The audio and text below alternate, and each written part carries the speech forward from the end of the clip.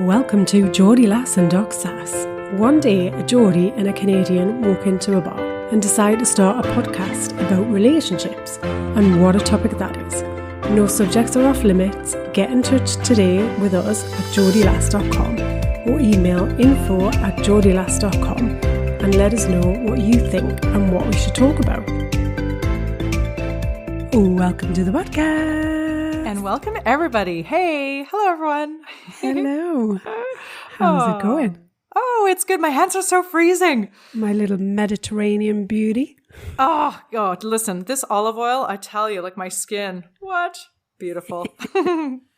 I drizzle olive oil would be like a ridiculous statement. I just gallons pour olive oil over everything that I eat, and it feels terrific. Yeah.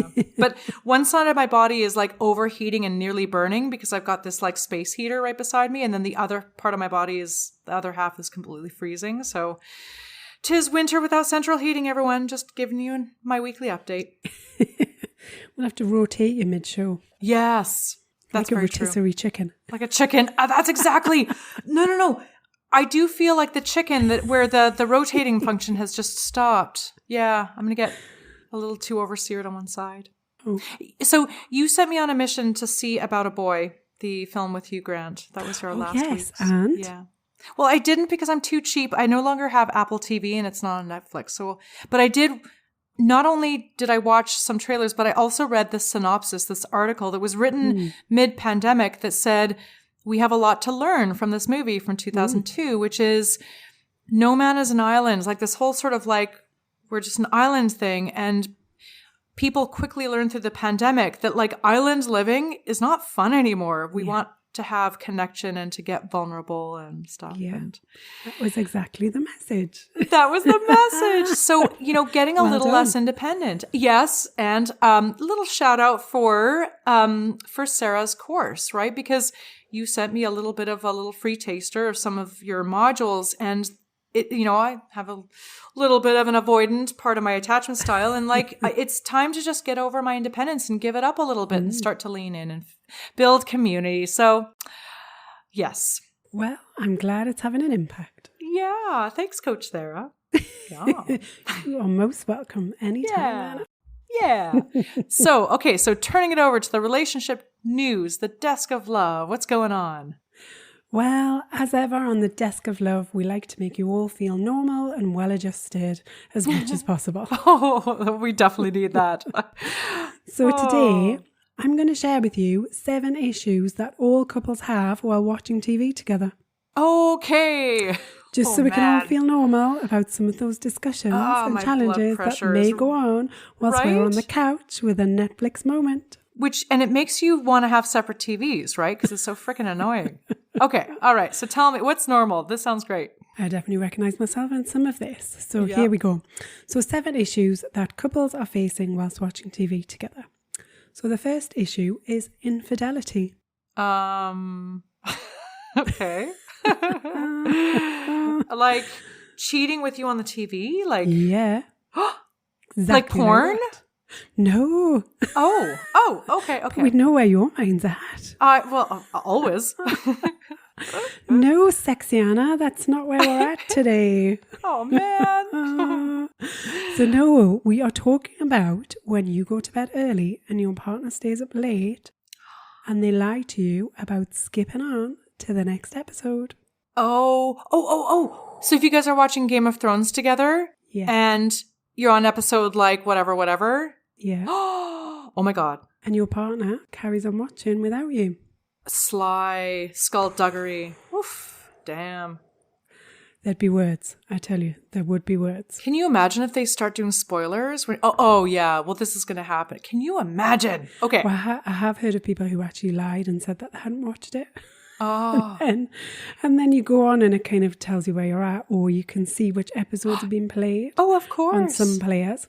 Yeah. Because there are more players than just Netflix to watch TV on, we should point out. That's true. Although it is my favourite choice. Yeah. But yeah, so you can tell kind of where somebody's watched it, and then they'd lie and they'd say, well, such and such must have watched it. It wasn't me. So yeah, you can get yourself into all manner of problems with this one. Oh my God, that's awesome. The next one is unlawful savouring. Okay, again, what? I know. Like seeing some hot item on TV and getting secretly turned on when it's not your partner? No, sexy Anna. What? Oh, man. Not. I keep thinking I'm right, but I'm nowhere close in the ballpark. No, so this is when one person believes in delayed gratification and the other is all up for binging the whole series in one night. Oh, yes. So yes, so this is where you have kind of different viewing patterns. Now, this would definitely be something that comes up in our house. Mm-hmm. So we have been watching the same series for, well, longer than we've even lived together. I would say we're probably going on maybe at least 12 months now. What? Now, there were a lot of series in this particular show, but still, I would have had it boxed off like within the first 2 months, if that. I was gonna. That sounds like 1990s behavior of like waiting for the episode to come on TV every week. Exactly. What? My other half, no. He would just like have a little soups on every now and again. I'm like, no, I need to know who did it. Oh my! It's like an advent calendar. Like you open a window, Oh my God, you have to wait. Yes. Oh my gosh!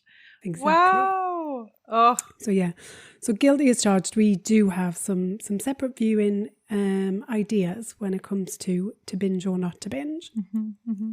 Wow. The next one is something else I'm guilty of, which is falling asleep.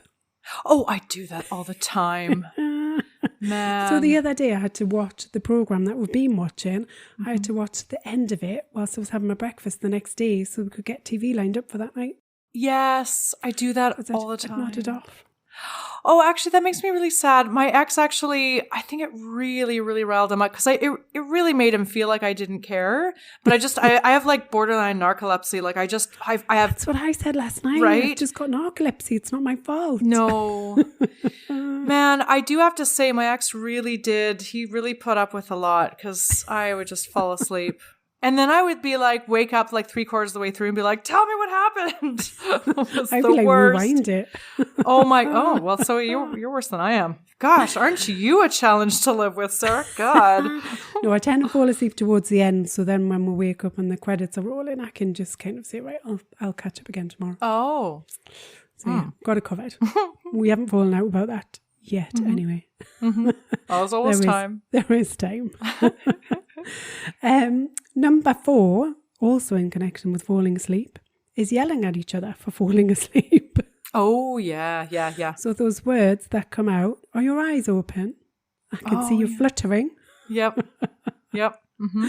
And tell me the last thing that they said. Oh, God. Yeah.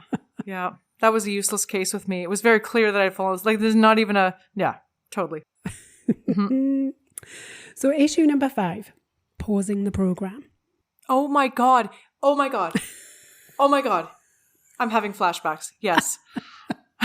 This has nothing to do with sex, by the way. I know for sure. Sexy Anna has jumped off the train now. Now it's just total annoyance. Yes. So did you get annoyed when it was paused, or were you the one pausing and causing annoyance? No, see, the thing is it was like, oh, somebody gets up and is like, don't pause it. I'll just be right back. They go to the kitchen. They come back and they're like, what happened? It's like, bloody hell. Let me just pause. No, don't pause it. Don't pause it. I'll be right back. Or I would do that. Oh my God. Yes. To pause or not to pause, that is the question. Oh, yes. Pause unless you're going to ask questions. I'm having like, honestly. I don't know about anybody else listening, but like I'm having like pandemic flashbacks. Like that was 2 years of our lives. I forget what it was like to be on house arrest with another person of Netflix. Oh my God, it was no wonder we're all like divorcing, right? Like, to pause or not to pause. Who knew Netflix could be such a blessing and a curse all at the same time? Oh God. Wow. Okay, we're nearly at the end, so we've got 2 more to go. So, differing time commitments. Your partner wants a 57 dynamic takedown of corporate greed while you've only got 28 minutes. Yep. Mm-hmm. We have been known to kind of look at the clock and decide what we're going to watch based on how long the show is. 100%. That's really smart. I've just realised like how sad I sound right now. No. It's true though. I know. That's adulting. Yeah, it's quite a depressing life, isn't it? Yeah. I got really excited the other day because we had a new radiator fitted in the kitchen and I was like super stoked about it. To be honest, I find that really hot right now. For 3 days before it was happening, I was like, guess what's happening soon? Oh my God. And then like, on So day turned 2, on. it was like, won't be much longer before it's not so chilly in here. Oh my God, I'm so turned on. Listen, I'm still baking the left side of my, like I could do with a new radiator. That sounds amazing. You'd need to change buildings, my love. Well, I could just like, there's a bunch of heating sources in here. I just don't want to turn them on because I'm just scared of like incurring costs for my Airbnb host in the middle of an energy crisis. I just have too many scruples. It's tough out there. Yeah. Okay, last one. Something I know is a challenge for many. Issue number 7. Chewing loudly during quiet parts. Okay, chewing loudly is a deal breaker anytime. Can I say that? No chewing loudly ever. What about crunching crisps? Well, like chewing with your mouth open is a deal breaker. That's a deal breaker. I get you. You could be Roger Federer and I'd be like, out, open mouth, out, done. Oh, but if you're chewing like nuts with your mouth closed, yeah, debatable, negotiable. What about you? I can see this love desk has really got to Anna tonight. Oh my God, it's really getting, like, I am flashbacks. We are triggering some old wounds that are being opened right now, listeners. Well, but it's funny. My ex is he's a quiet eater. And so I don't remember actually that being a thing. But like I have been in the company of other people just casually who chew with their mouth open. Yeah. So I used to have an ex, not chewing with his mouth open, but he could not stand it if I was eating crisps while we were watching television. Oh. And it's one of my fun times is to get a nice little snack bowl and have a little munch away while I'm watching TV. Yeah. Nice glass of wine. Yeah. Obviously when it's not still dry January. Well, it's how many minutes left? Yeah. So it's like a nice kind of chill out experience. And he used to get absolutely furious. Oh, God. So you could tell that when the relationship wasn't going so well because I deliberately had some crisps. Oh, Sarah, you dirty bird. Before I learned some relationship etiquette. Oh, and communication, right? And communication and what's really important in life. Oh, damn. You got it.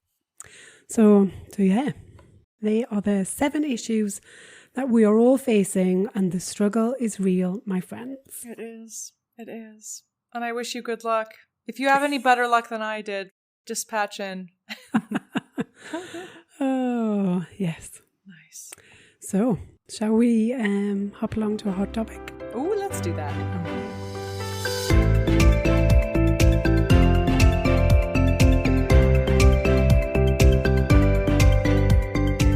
Today's hot topic, dealing with an anxious partner. This is really important. Are they anxious because of the crisp crunching? That's what I need to know first. Yeah, it's so true. I mean, like everything, look at potential modifiable external causes. Totally. Absolutely. So you touched in your opening there about attachment styles, and you talked about avoidant attachment style.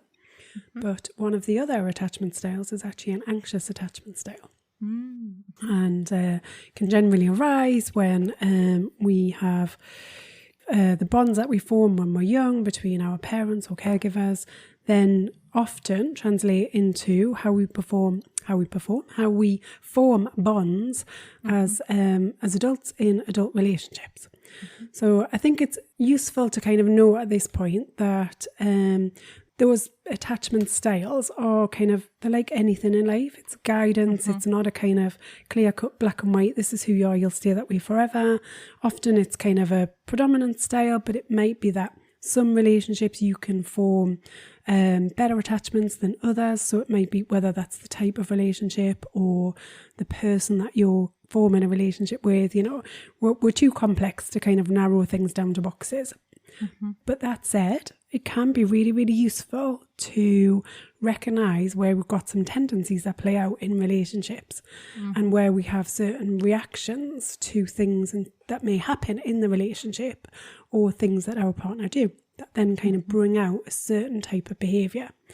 So this kind of plays out from an anxious attachment style can play out with the need to kind of need over communication. So we talk about communication all the time, how important it is.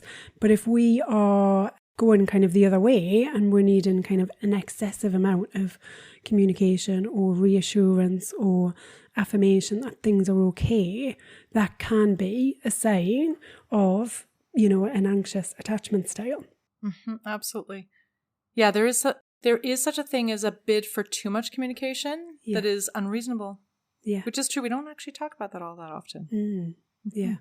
So, and that shows up as like, and I've been there, I've been anxiously attached in a relationship because you can waffle and and I have always been freaking out, fearing that if I don't hear from them, my interpretation is they must be cheating on me. They must not love me anymore. Like within span of like minutes to hours, I will go from like, oh, the relationship's so amazing, we love each other so much, to, oh my God, it's ending. Like that, and I have people who are like, maybe I'm bipolar.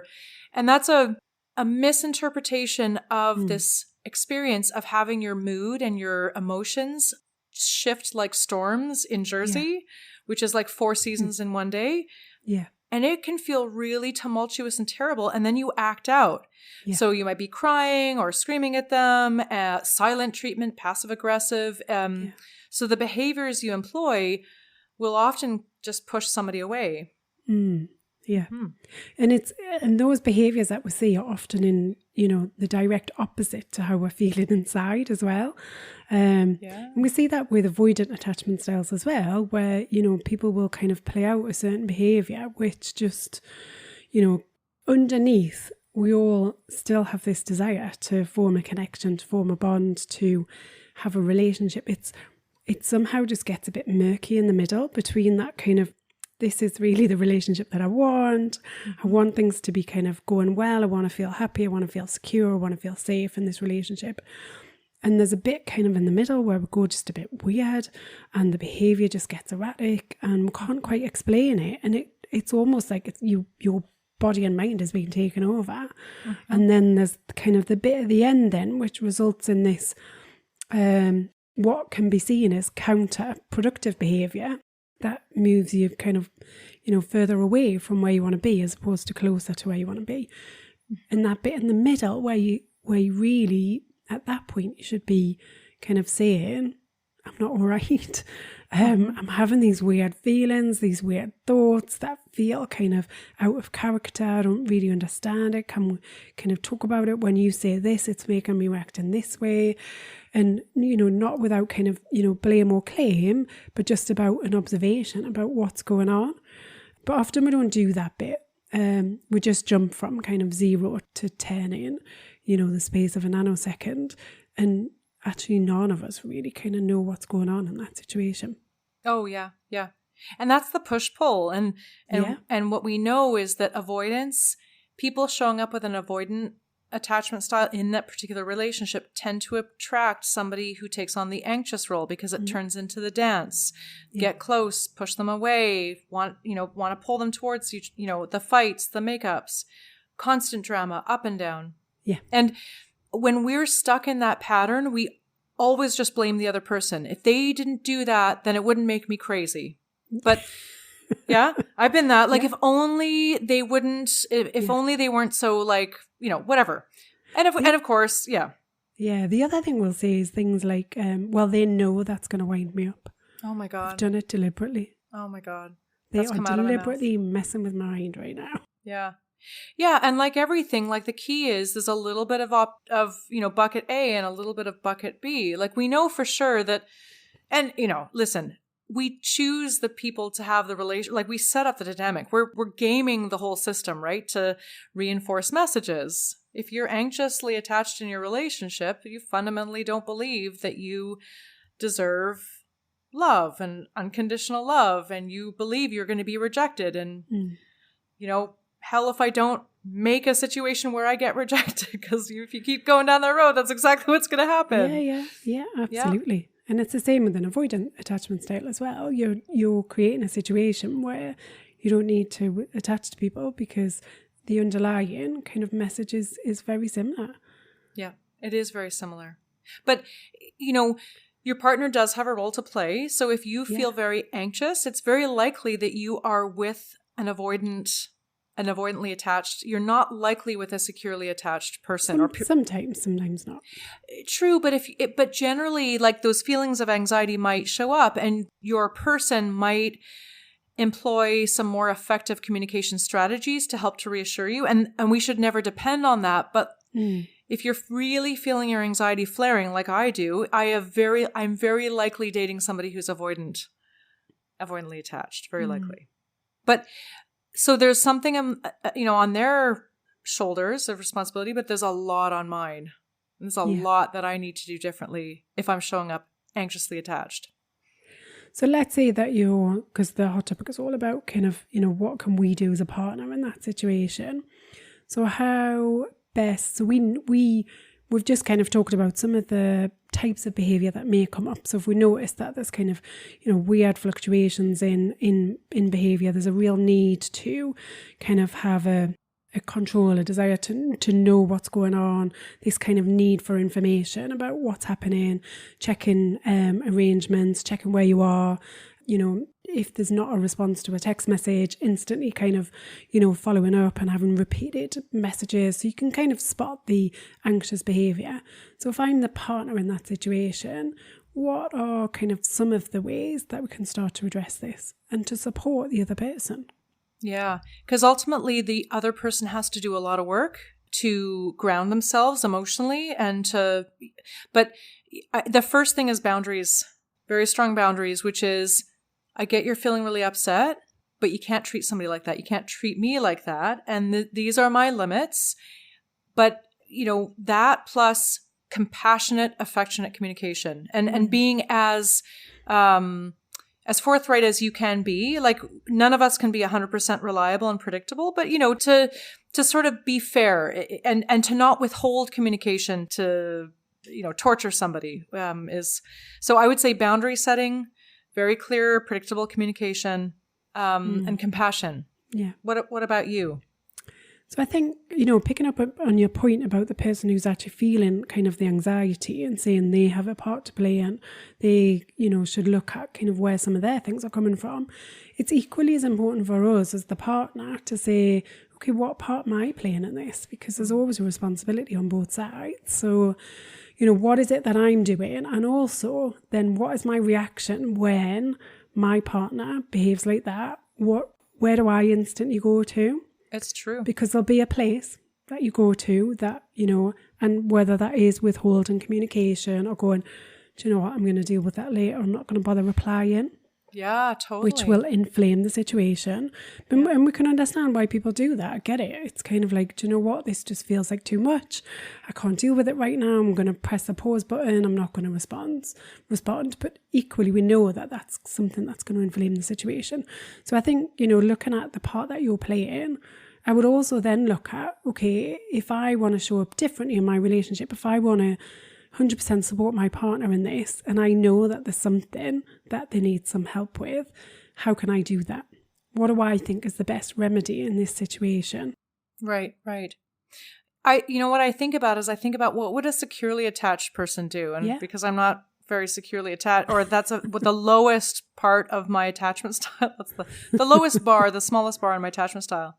But always just checking the interpretation and having the first interpretation to be something that is generally giving your partner the benefit of the doubt. Yeah. Is super. So grounding an interpretation that just gives everybody the benefit of the doubt. It's the kindest interpretation. Yeah. So it's when you get that initial reaction that says, oh, they must be doing X, Y, and Z, to stop and ask yourself, what else might be going on? Yeah. So it's a great question just to kind of, dive right in. And it works on both sides if you're anxiously attached or if you're the partner of somebody who is anxiously attached. Like, just stopping yourself, pause for a minute and ask that question. What else might be happening? Yeah. If my first thought isn't true, what else could be true? Yeah. In this moment. And usually come up with something that's far more boring. Far less traumatic. Absolutely. Yeah. Now, I should say that, look, if you're anxiously attached. So the whole thing, and you have some great material around that, which is, first of all, check to see, is your smoke detector, is this cabin light going off? Is it a glitch in the system? Is there a signal that's like shining red? Danger, danger, get out, fight, litigate, inquire. Is this a false signal, or is your gut also telling you there's something fishy going on? Yeah. Is this person, do they have multiple people? Do they do weird, shady stuff, like they hide their phone, or they're attending to messages at 2 a.m, or their phone's blowing up at all hours? Like, that is shady shit, right? Like, if somebody's inconsistent, then check with yourself. And I was like, is that okay behavior for where we are in our relationship? Right now, if you've just met them, chances are they still are dating multiple people, and that's fine until you have a conversation otherwise. But if you've agreed to be monogamous and you're a year in and there's shady shit going on, then that might be a real signal. Yeah. Yeah, I think we've always got to look at the data points that we're receiving, and the brain can get it completely wrong at times. Yeah. It can interpret stuff in completely the wrong way. I was having a conversation with somebody the other day about how something had gone missing. And so we're talking about how, like, has it really gone missing? Has something really happened? More sinister? Or is it just that it's not where you thought it would be? And like, we've all had those moments where you are convinced that something is in a location. Like, so convinced you can almost picture it in your mind being there. And then 6 months later, it turns up somewhere completely randomly different. And then suddenly your brain remembers and goes, oh yeah, I remember putting it there on October the 21st at 7 o'clock, right before I sat down to watch Netflix. And that's, it's so funny because we believe so much in our brain and our memory, but our memory will trick us. We have so much bias to our memory. Yeah. It even leads to conspiracy theories, like persecutory paranoia, like somebody's out to get me, they're moving stuff on me. Now, there are abusive relationships where there's gaslighting to that extent. It does happen. But, one interpretation could be like, is somebody doing this on purpose to you to just fuck up your mind? Or is there a chance that what else would be going on if it's not that? Is it possible that your memory is not 100%, the fidelity of your memory is not 100%? Yeah. I think one final point I'd say in terms of kind of, if you're the partner and you're in the situation and you're kind of facing up to this, like, I think one of the kindest things that you can do is open the gateway to communication. Because often when we're feeling kind of really anxious, we feel unable to speak the truth and have the courage to speak up about how we're feeling, because we can carry a lot of shame for some of the feelings that we have and some of the thoughts that we have, or we could have been kind of ridiculed in a certain way in the past, and therefore it kind of hangs over us. We don't really feel safe enough to share some of this information. So one of the kindest things you can do to your partner is to actually just open that doorway to communication by maybe sharing a small observation without any judgment that just kind of says, something along the lines of, I noticed that, and then you share your observation, happened when, share the situation, what is it about that caused that reaction? Or, would you like to talk about it? Because, I really love you and I want things to be okay between us. Yeah. And one brave question forward is, what did you, are you comfortable to share with me? What did you initially think was going on when you couldn't reach me? Yeah. And that's really hard. It's like, well, I thought you were like with your ex, or I thought you were cheating on me. And not ridiculing. If you hear that back, be like, yeah, that's a terrifying thing. If that's what you thought, that's super terrifying. But also not jump into the defensive either. Of course. Yeah, right. Because as soon as you do that, like, you're going to shut down communication instantly. Right. So how would you, if somebody was brave enough to share with you their worst case interpretation, the scariest thing they could think about, which is along the lines of being rejected, right? How do you hold space for them and receive that graciously and compassionately? What kind of thing would you say? I think you'd say something like, God, that must be awful to think that. That must really make you kind of scared about what's going to happen next, if you believe that to be true. Yeah. And perhaps a follow-up might be, so how can I show up, if I'm able to, how can I show up in a way where I can help you arrive at a kinder and more, likely interpretation. Yeah. Or, what can we do to help us both feel more secure in the connection that we've got? Oh, Sarah, this is why you're a relationship coach. Oh, I can say all of this on air, my lovely. Damn, I love that. It's like all of it. When it comes to your own relationship, it's like, oh yeah, God, this is really hard, isn't it?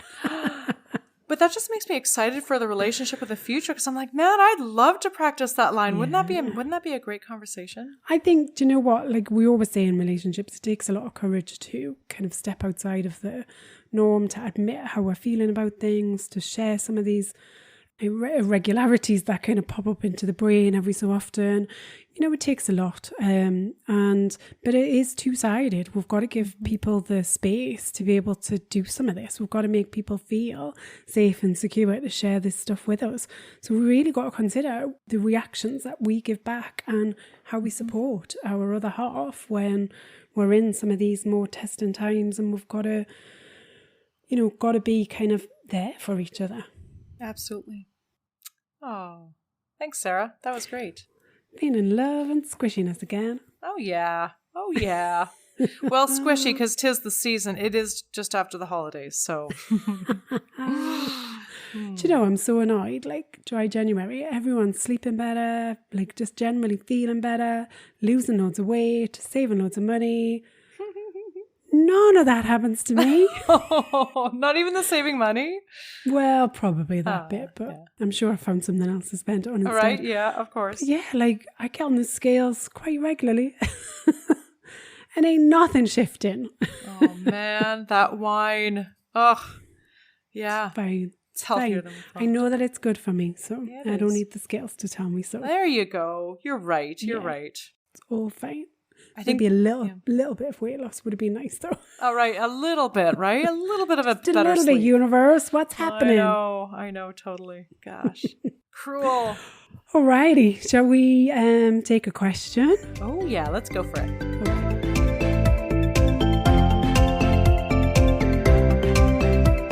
Today's question: how can I tell my friend I no longer want to do things with them because they're just too flaky? Yeah. Mm-hmm. So what might that look like? Like, what do you think this person has gone through before writing this question in? Oh, I think a lot. Yeah. I think a lot of the time with friends, we give them almost kind of more grace and understanding than we do partners. We can be quite tough on our kind of intimate partners, can't we? But when it comes to friends, I don't know, do they kind of get away with a bit more because they've generally kind of been in your life longer? We make connections quite early doors, don't we? And we tend to kind of keep a hold of them unless kind of, there's some major circumstantial changes. But, friendships, particularly as you kind of get on a bit in life, you tend to kind of have those friendships for quite some time. Mm-hmm. So we can give them more grace, we can forgive them easily. So we can often let them get away with quite a lot that we wouldn't tolerate from a partner.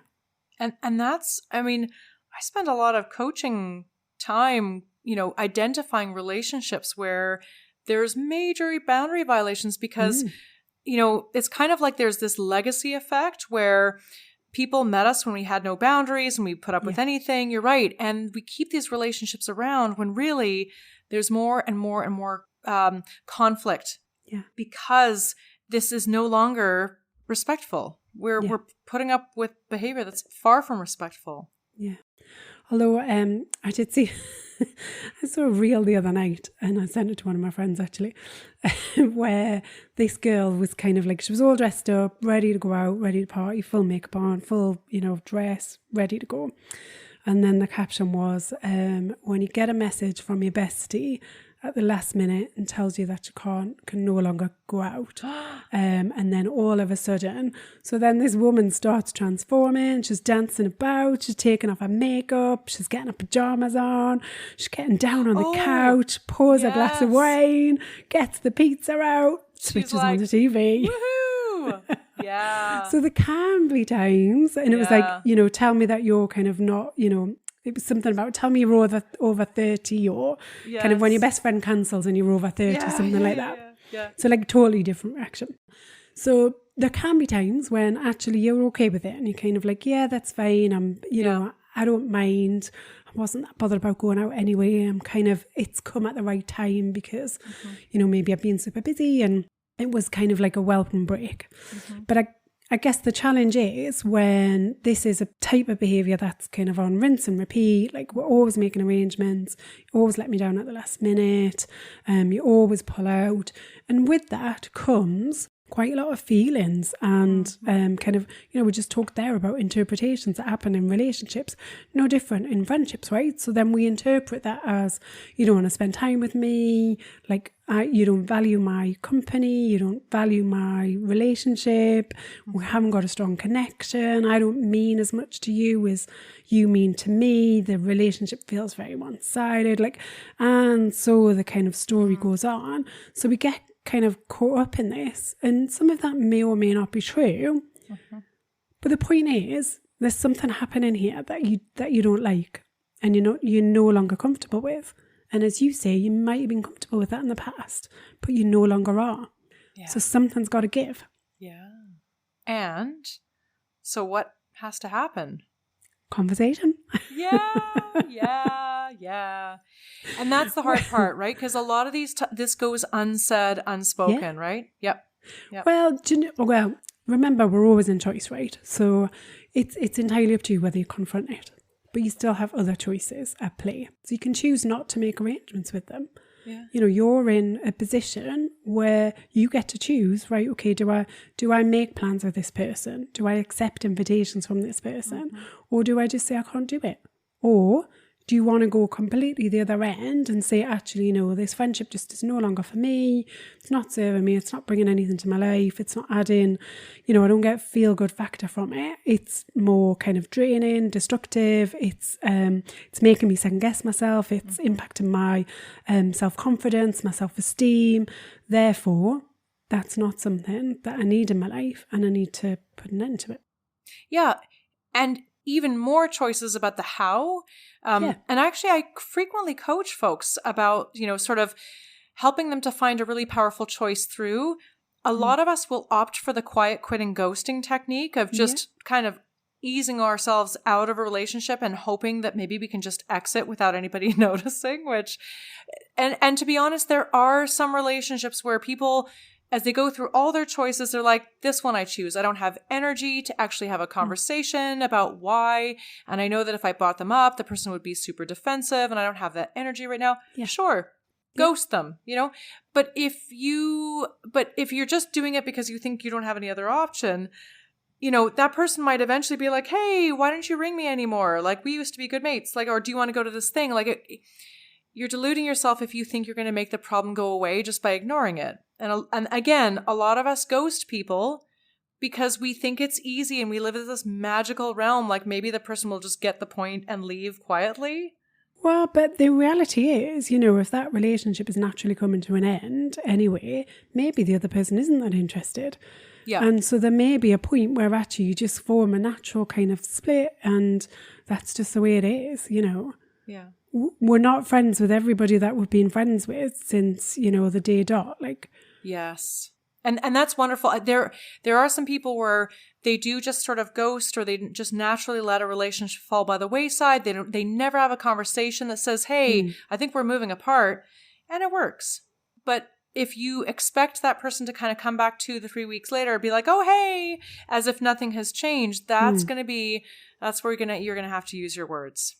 Yeah, and you have to be prepared that if you're challenged, or so if you go down that route, then, you know, be prepared that at some stage you might have to face it, and in which case, you know, it's still sensible to do some preparation in advance so you're not caught off guard, or kind of, you know, we've all been backed into a corner where we say things that we didn't want to say, or, you know, maybe kind of shared something in an unkind way because we hadn't really thought about how we'd want to approach it.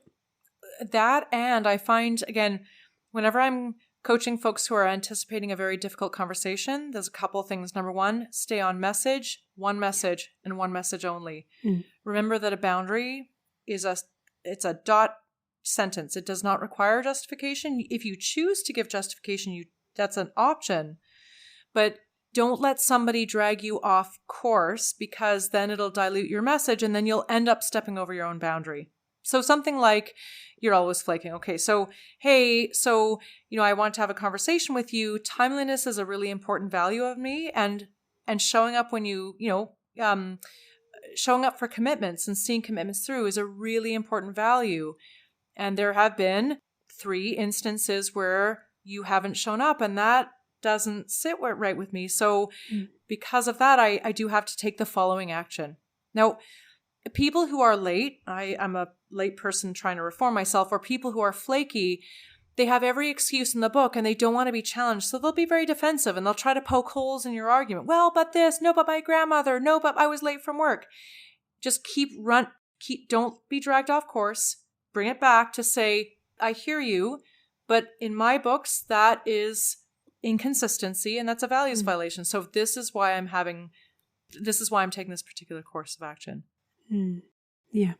There may be the chance that they don't actually know kind of what they've done, and they aren't aware actually of how many times they've let you down or the impact that it's had on you, and that might be the kind of refreshing turning point for your relationship. All manner of outcomes can happen. Don't always believe that it's going to be kind of the worst case scenario. Human beings surprise us all the time with their reactions. Sometimes in a good way, sometimes in a not so good way. Yes, I'm like, trust but verify. So yes, but have your bags packed for the potential defense. That's all I'm saying. Hannah's always running. She's on the run. No, but not saying to cancel it, but just to say, prepare for somebody's defensiveness to try to because again, like, your friend is okay with the status quo. It's working for them. Yeah. It's not working for you. Nobody likes change. So they're going to try to drag you back to status quo, right? They're going to use defensiveness. Yeah, but it's having real strong self-regulation in that moment, because it's really easy. Once somebody starts with a defensive card, that you jump on the merry-go-round as well. And before you know it, you're having kind of a really unsavory conversation that you're like, oh my God, how did we get here? Like, how is it taken such a turn for the worse? So I think, going back to your point about kind of really just staying with the message that you intended to share, it's just being really kind of clear but kind about the what you want to share, and not getting dragged into anything else in a kind of he said she said moment, right? Where afterwards you kind of you're sitting there going, what, how did we end up there? Well, you always do this. Oh, but you're always spending time with your boyfriend, never with me. Oh, but you owed me money and you never paid me back. You're such a dick. Like, you're right. Like, left without fences, this thing can go all over the place. Keep it on message so that you don't feel hysterical and frantic, because when we feel like we're being dragged off message, that's when we get scared, and that's why we get angry. So, or when we feel under attack, right? Like, that's a natural, it's natural to either want to come out fighting or just to kind of shut down in that moment. But yeah, self-regulation, very important. We say, and if you ever reach that mountaintop, let us know, take some pictures from the top. I'm a big advocate for taking a little mini break halfway through a heated discussion. Oh, good for you. 5 minute. Yep. So, yeah. Every boxing match has an intermission. Exactly. They don't let them crack on for hours on end. No, you're right. Bikinis with those big signs and stuff like that. That's what I think about. Yeah. Oh, wow. Well, action-packed. You're right. Well, and not a bit of sex inside for you. No, but there was a little bit at the beginning. Well, no, you're right. You tried. Oh, you tried. I tried. Damn. Yeah. I have a new business idea for Athens. So there's a bunch of sex stores here, and some of them like supermarket size, very big. But they're all like very like dungeony and like sordid and like and there's no, and I was just at a dinner party yesterday and we were all commenting, like, there's no like female centric, like sex positive, like really affirming welcome spaces. And I was like, man, I think there's like a business idea here. Like, I think this is my true calling. Maybe stay in Athens and like develop this like shop and community for like, Well, that's how Anne Summers made her money in the UK. So she took over her father's business, I think. And she became the kind of head of the empire, and she completely transformed the shops from being kind of those dirty, flasher Mac type environments to something that was fun, pleasurable, nicely merchandised, some fun things in there as well as the kind of more serious side of it, and mixing it up a bit, but making it welcoming and not sordid. Funny, somebody brought up Ann Summers yesterday because it was a bunch of Europeans. Oh my gosh. Well, listen, so if I never go back to Canada, y'all know why. I have found my true calling, everybody. Greece needed me at this moment in time to develop sex-positive sex shops. I would love to have gone back, but... I would love to come back, but it's God's work. My true vocation is calling. Let's watch this space. Let's watch the space. Somebody get me from Athens because this could go down quite a road. How much red wine are you drinking out there? It's funny. I started off really on a bender because you can just buy a half liter for €2 or €3. And then I was like, Anna, you got to slow it down. You can't just be drinking a half liter of wine. And a half liter of wine doesn't sound a lot. It's a lot. It's a lot. But the thing apparently is that in Athens, businesses and the whole environment is controlled a little bit by mafia. There's a little bit of corruption. So the good thing that's holding my horses back is it's almost impossible to create such a ridiculously scandalous and controversial business idea. I'm kind of a pacifist. I don't know if I could see myself paying off the mob. So I don't know. I think the idea is going to die on the production floor, but still. I love how well thought out you've made this, though. Oh, yeah, no, this was thought out. There's been a few hours put into this research already, hasn't there? Who am I going to have to pay scoping out off? this business plan. Totally. I don't want to have to be then selling my services to the mob to get my shop up and running. I'm telling you, It's I would have broken even, but that massive payment to the mob just scuppered all my profits. Oh, totally. 5 years later, it's Anna, what are you doing for money? Yeah. Well, the apple has fallen very far from the tree. It all started with that 5 weeks in Athens. It'll be fun, she said. Let's hope we can carry on recording our podcast when you're in bed with the mob. Well, that's going to be a different look. Yeah. That's your next movie watch, Married to the Mob. Oh, okay. All right. You got it. Sarah's please watch this as required homework. Yeah. I can't actually remember what it's about. I just remember the title now. Yeah. It's probably something completely related. Sounds very apropos. Oh, well, it was a pleasure as always, my lovely. Fun as always. Yeah. Alrighty. Till next time. Till next time. So that's it for another week of Geordie Lass and Doc Sass. We hope you've enjoyed listening as much as we've enjoyed chatting. Get in touch and share your questions for relationship remedies and any hot topics you want us to cover. If you need help navigating all things relationships, Anna and Sarah are available for one-on-one coaching support. Email info@geordielass.com. Please remember to share, subscribe if you've enjoyed listening. And if you've not, how on earth have you made it this far? I promise we'll try harder next time.